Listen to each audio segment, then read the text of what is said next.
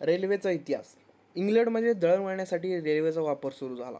भारतात ही रेल्वे सुरू करता येईल याबाबत चर्चा सुरू झाली. योगायोगाने त्याच काळात इंग्लंडमध्ये रेल्वे बोर्डचा सदस्य असलेला लॉर्ड डलहसी पुढे गव्हर्नर म्हणून जनरल भारतात आला. त्याने सुचवले की रेल्वे मार्गाचे काम खाजगी कंपन्यांना द्यावे, त्यावर सरकारचे नियंत्रण असावे. मुख्य म्हणजे रेल्वे कंपन्यांना त्यांच्या गुंतवणूकदारांनी निश्चित लाभाची हमी देण्यात आली. त्यामुळे ब्रिटिश भारतात भांडवल गुंतवणुकीची संधी मिळाली. महाराष्ट्रात रेल्वे मार्गाची मागणी 1843 झाली. जगन्नाथ शंकर शेठ यांनी 1843ला ग्रेट ईस्टर्न रेल्वे कंपनीची स्थापना केली.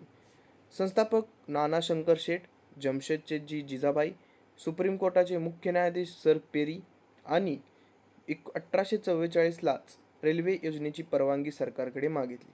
पण त्यावेळी कंपनीला सरकारमध्ये रस नव्हता. 1845 गव्हर्नर काउन्सिलचा सदस्य बिल गोई याच्या अध्यक्षतेखाली पाहणी समिती जमली.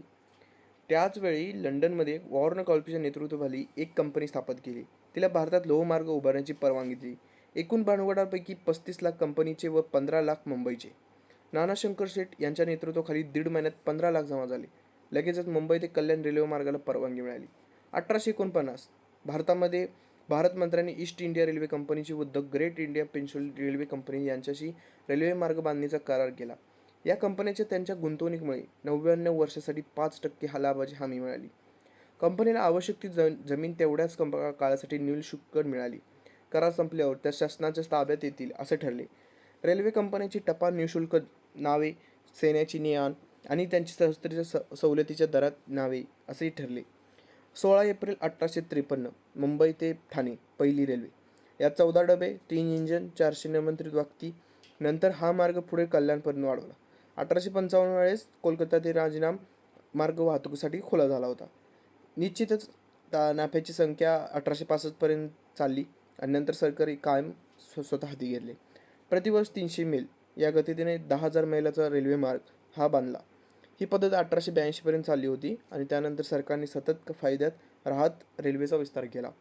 1905 रेल्वे बोर्डची स्थापना. ह्यामध्ये 1914 मध्ये देशात 35,000 मैलचा स्थापना झाला होता.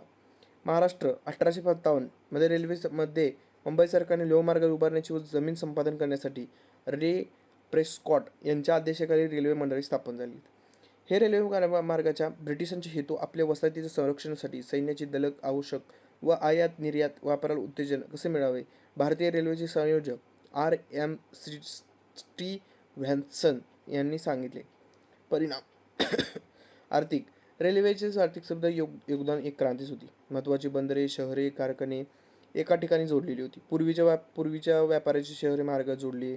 पुन्हा अंतर्गत व इतर प्रांताशी जोडले गेले. त्यामुळे वस्तू व धान्याच्या किमती नियंत्रित आल्या. दुष्काळासाठी इतर प्रांत धान्यबाग चालू आले. खेड्यांची पूर्णतः संस्था झाली. शासन. लॉर्ड कॉर्नवालिसचे खालचा व्यापार हेच काय पुढच्या वेळेस बघू. महाराष्ट्रात कापूस उद्योगात क्रांती काढून आली. अंतर्गत भागात कापूस गोळा झाला. निर्यातीसाठी तो मुंबईपर्यंत आणण्यात आला. मुंबई, सोलापूर, कोल्हापूर येथे कापडाच्या गिरणी सुरू झाल्या. राजकीय क्षेत्रात काय झालं तर राजकीय क्षेत्रामध्ये विविध व्यक्तींची भेटी झाल्या. त्यामुळे विचारांचे आदानप्रदान झाले. 1905ला टिळक व्यंगभंगाचे आंदोलन प्रचारक म्हणून बंगालमध्ये गेले. नेत्याबरोबर विचारही प्रचार झाला. भारतीय राष्ट्रवादाच्या उदयात कशाप्रकारे रेल्वेचा प्रत्यक्ष सहभाग आहे. लोकांचे परस्पर संबंध वाढले. सार्वजनिक ठिकाणी पाळली जाणारी बंधने पाळणे अशक्य झाले. उदाहरणार्थ अस्पृश्यता. रेल्वेमुळे रोजगार वाढला. 1865 मध्ये रेल्वे कर्मचाऱ्यांची संख्या 84,000 होती. तोटे काय झाले तर भारतातील बराच कच्चा माल इंग्लंडमध्ये गेला. तेथील पक्का माल जलद भारतात येऊ लागला. रेल्वेसाठी लागणारा इतर मार्ग भारतासाठी बनवला नाही. इंग्लंडहून आयात केला. बनवला असता तर रोजगार उद्योग निर्मिती झाली असती. सरकार व प्रशासकीय यंत्रणेने जोडण्यास रेल्वे उपयुक्त ठरली असती. रेल्वे मार्ग वाढले पण रेल्वेच्या गुंतवणुकीने ती काही निश्चित झाली नाही. टपाल. 1766 मध्ये लॉर्ड कॉर्नवॉलिसने फक्त सरकारी कामासाठी टपाल सुरू केली होती. 1837ला आधुनिक सेवा आम जनतेसाठी झाली होती खुली. 1852ला पोस्टाचे तिकीट कराची येथे सिंध प्रांतापुरतेच होते. आणि 1854 मध्ये नवा पोस्ट कायदा झाला होता. या तिन्हीवर पण लक्ष ठेवण्यासाठी एक महानिर्देश होता. 1880 मध्ये मनी ऑर्डर सेवा सुरू झाली. 1882ला डाकघर बचत बँकेने सर्व देशभर सुरू केले. डलहौसीने 1851 मध्ये कलकत्ता ते डायमंड हार्बर हा भारतातील पहिला तारमार्ग होता. 1852ला शांगन्सी याला तर विभागाचा अधीक्षक म्हणून नियुक्ती केला. जमीन सुधारणामध्ये काय झालं तर कायमधारा एक होती, रयतवारी होती, महालवारी होती. सर्वात जुनी कायमधारा समज की 1793ला सगळ्यात जुनी म्हणजे कायम आहे. प्रांत कुठला होता तर बंगाल, बिहार, ओरिसा, बनारस, उत्तर कर्नाटक. हे कसं लक्षात ठेव, बनारस, बिहार, ओरिसा हे सगळ्यात जुने होते आणि ते तिथूनच पहिला इंग्रजांनी सुरुवात केली, तर त्यामुळे कायम प्रांत ते होता कायमवारा. आणि जर प्रमाण त्यांनी ठेवलं तर 19% पहिला इंग्रजांनी तिथं वर्चस्व गाड्यामध्ये ते लक्षात ठेव कायमधारा जुनी होती. आणि अधिकारी कोण होते तर कॉर्नवालिस जॉन शोअर समिती होती. शोअर त्यामुळे तिथे खूप शोअर झाला होता. महसूल वाटप शासन, जमीनदार, शेतकरी होता. शासन, जमीनदार तिन्ही घेत होते त्यावेळेस, त्यामुळं ते मीर फाज जाफर यांनी तिघांनी पण केलं होतं ना. रयतवारी 1820ला झाली होती. रयत मग ते हळूहळू चाललं कायमधाऱ्यानंतर 1793 झाल्यानंतर रयत एक ठरली बाबा असं असं वाढत जाणार. मग मुंबई, मद्रास, आसाम. रयत म्हणजे आपली मुंबई, मद्रास, आसाम ही तिन्ही शहरं महत्त्वाची आहेत, त्यामुळं ते रयत पाठीमागून चालत त्यांची खूप इतिहास आहे असं ठरव. 51% प्रदेशात रयतवारी झाली. हळूहळू पुढं आले समज इकडं इकडं इकडं. थॉमस मनरो महाज एलिफंट्स मुंबईमध्ये होते. पुन्हा महसूल वाटप कोण करत होतं तर शासन आणि रयत करत होतं, जमीनदार करत नव्हते. यात महसूलवारीमध्ये उत्तर प्रदेश महालवारीमध्ये कसं असतं काय, महालवारी म्हणजे वरचा भाग, दर भारताचा वरचा भाग, उत्तर प्रदेश आणि पंजाब हे महालवारीमध्ये येत होते. ते पण 1820ला झाली होती. जिथे प्रमाण ठरवलं होतं की 30%, फक्त आता हे 2 राज्यात म्हणून हे 30%. आणि भारताची 30% लोकसंख्या पण इथं राहते उत्तर प्रदेश आणि पंजाबमध्ये. होल्ट मॅकेन्झी अहवाल अधिकारी होता. महसूल वाटप शासन, जमीनदार, कुळ, प्रत्येक जमीन करणार सगळा होता. कायमधारामध्ये जर अजून काय बघायला गेलं तर हेस्टिंगच्या महसूल व्यवस्थेचे दुष्परिणाम करण्यासाठी 1789ला गव्हर्नर जनरल कॉर्नवालिस जॉन शोअरच्या अध्यक्षतेखाली नेमली. शोअरने 10 वर्षाची सुचवलेली योजना कॉन्स्टिट्यूशनची कायम स्वरूपात आणण्यात आली, म्हणून या अवस्थेला कायमस्वरूपी. या अवस्थेमध्ये जमिनीची मालकी जमीनदाराकडे होती. महसुलाची रक्कम निश्चित केली होती. जमीनदार या महसुलामध्ये रकमेचे 2 भाग होते. 89% सरकारला, 11% जमीनदाराला. शेतकऱ्यांकडून किती महसूल घ्यायचे निश्चित नव्हते, पण जमीन महसुलाची रक्कम निश्चित होती. कंपनीला 4.25 कोटी अपेक्षित होते, म्हणजे सरकारी उत्पन्न निश्चित झाले होते. जमीनदारी प्रत्येक शेतकऱ्याला पट्टा देणे आवश्यक आणि त्यात जमीनदाराला किती महसूल घ्यायचा याचा स्पष्ट उल्लेख होता. 1799 या कायद्यात महसुलाची रक्कम न दिल्यास शेतकऱ्यांची जमीन किंवा अवजारे, जनावरे ताब्यात घेण्यात आली.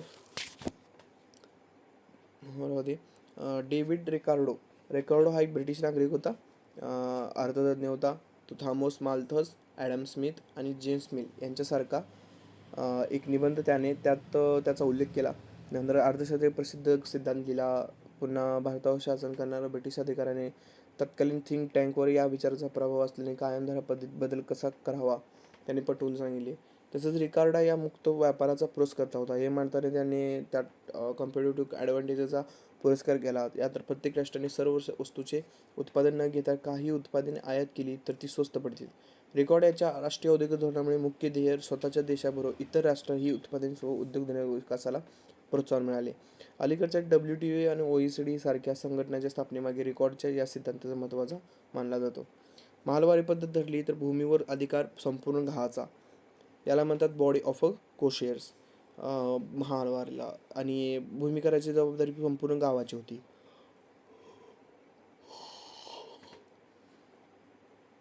1882च्या नियम 7 नुसार या शिफारस कायदे स्वरूप देण्यात आले आणि त्यानुसार जमिनीचा जो भाडेदार जमिनीला द्यावा लागत होता 80% भूमीकर होता. जेथे जमीनदार नाही, संयुक्तपणे शेतकरी कसत असे 95%. आणि यात जमीनदार हे वंशगत मालक होते, हे तत्व मान्य नव्हतं आणि जमीनदारांना फक्त महसुलाची जबाबदारी होती. परिणाम या योजनेच्या शेतकऱ्याचा तोटाच होता, कारण शेतकऱ्याची रक्कम जास्त होती. सुरुवातीला शेतकऱ्याचा उत्पन्नाच्या 2-3 पट केला आणि बेटिंगच्या काळात 60% नंतर काही भागात 50% झाला. रयतवारी ही रयत म्हणजे प्रजा असायची. कायमधारा पद्धतीत दोष दूर करून सरकार सुधारित योजना आणायची. पुन्हा या अवस्थेत भूमीकर अधिकार शेतकऱ्यांचा करायला जबाबदार असायचे. हस्तांतरण, गहाण विकण्याचा अधिकार देखील शेतकऱ्याला नव्हता. मद्रास थॉमस मनरो एकूण उत्पन्नाचा 3रा भाग म्हणजे भूमीकर म्हणून द्यायचा, थॉमस मनरो. आणि संपूर्ण रयतवारी कराचे स्वरूप नगदी होते. 30 वर्षीय योजना सुरू. या पद्धतीत जमिनीची पाहणी केली, उत्पादक क्षमतेनुसार प्रतवारी वर्गीकरण केले. येथे जमीन लागवडीला आणणे आणि आणण्याचे स्वातंत्र्य शेतकऱ्यालाच होते, त्यामुळे एक टेन्शन नाही. मुंबई गव्हर्नर एलिफंट 1824 ते 28. भूमी संरक्षण प्रिंगल. निव्वळ उत्पन्नाचे 55% भाग सरकारचा हिस्सा निश्चित केला होता. भूमी संरक्षण अधीक्षक लेफ्टनंट विनगेट नियुक्त होता. 30 वर्षासाठी योजना होती. भूमीच्या उपयोजनेनुसार एका जिल्ह्याच्या भूमीकर व त्या जिल्ह्याच्या इतिहास तेथील जनतेची स्थिती यावर कर प्रत्यक्ष जमीन क्षेत्रावर शेतकऱ्यांच्या ताब्यातील पूर्ण जमिनीवर. त्यामुळे शेतकरी कोणतेही शेत पिकू शकत नव्हता आणि सोडून देऊ शकत नव्हता. 1866ला भूमी पुनर्व्यवस्थेचे कार्य 30 वर्षानंतर करण्यात आले. त्यावेळी अमेरिकेची गृहयुद्धामुळे मुंबई प्रांतातील कापसाच्या मागणीत वाढ व भातवाढीत वाढ झाली. परिणाम भूमी करात 66% पासून 100% वाढ झाली. शेतकऱ्यांना न्यायालयात अपील करता येत नव्हते. रोख रक्कम देऊन शेतसारा करणे शक्य नव्हते. नाईलाजाने जमीन सावकारांना विकावं लागत. याच दुष्काळामुळे 1875ला याच भागामध्ये जो उठाव झाला होता तो दक्खनचा उठाव म्हणून प्रसिद्ध होता आणि तोच पुढे चालत गेला. परिणाम जमीन विकण्याची प्रक्रिया सुरू झाली होती. शेतकऱ्याला कसणे परवडत नव्हते. शेतीचे लहान मोठे नवा वर्ग उदयास आला. अनुपस्थित जमीन वर्गाचा वर्ग होता. ग्रामीण भागात विविध घटक उदयास आले. भूमिकर मजूर, अनुपस्थित जमीनदार, सावकार इत्यादी. ब्रिटिशांनी जमीन महसूल पद्धतीत केलेले बदल म्हणजे जमिनीची मोजणी करून महसूल निश्चित केला. जमीन महसूल रोखीने भरणे सक्तीचे केले. वेळेत जमीन महसूल न भरणाऱ्या शेतकऱ्यांना जमिनी ताब्यात घेऊन कायदा करण्यात आला.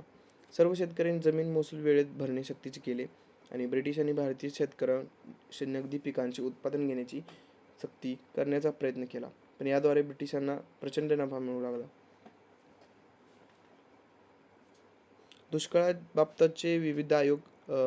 जर दुष्काळाबाबतीत कुठले विविध आयोग बघायचे गेले तर ब्रिटिशांनी महसूल व्यवस्थेत अनेक बदल केले होते. शेतकऱ्यांना दैनंदिन गरजा भागवणे परवडत नव्हते. शेतकरी व्यापारीकरण, नव्या जमीनदाराचा उदय, महसूल बळात वेळेवर होणारी वाढ हे सुरू असतानाच शेतीत सुधारणा करण्यासाठी सरकार काही करत नव्हते. एकाच वेळी आसामी व सुलतानी संकटाशी सामना करण्यासाठी वेळ शेतकऱ्यावर आले होते. त्यावेळी हळूहळू सरकारने त्यावर आयोग नेमण्यास सुरुवात केली. तर पहिला आयोग होता कर्नल स्मिथ आयोग. हा आला होता 1860 ते 61मध्ये. लॉर्ड कनिंग त्यावेळी जनरल होता. दिल्ली परिस्थितीतील दुष्काळातील चौकशीसाठी हा फक्त तयार करण्यात आला होता. Sir George 1866-67.